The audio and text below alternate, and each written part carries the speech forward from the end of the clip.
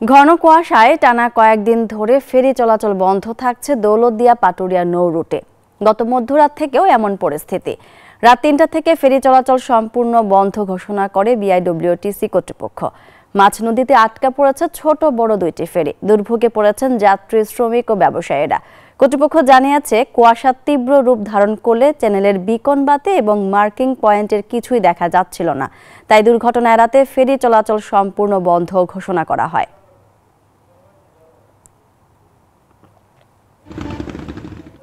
বসুন্ধরা টিস্যুতে ছাড়ের ছড়াছড়ি।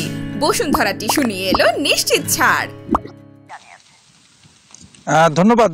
যেটি বলছিলেন 21 জেলার প্রবেশদ্বার হিসাবে পরিচিত দৌলতদিয়া পাটুরিয়া নৌ রুটে গত রাত থেকেই ফেরি চলাচল বন্ধ রয়েছে ঘন কুয়াশার কারণে।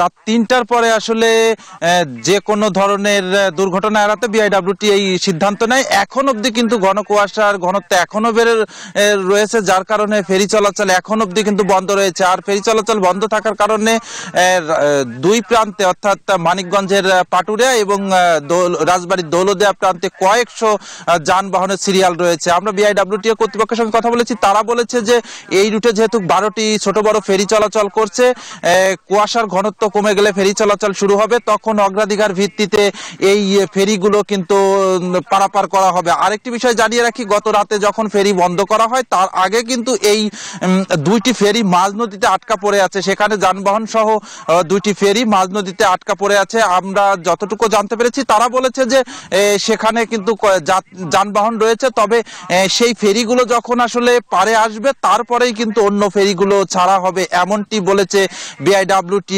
কর্তৃপক্ষ। মূলত রাজবাড়ী থেকে ফেরি চলাচলের সর্বশেষ তথ্য এতটুকুই ছিল আমার কাছে। আমি ফিরে যাচ্ছি স্টুডিওতে। মাহমুদ আমনি।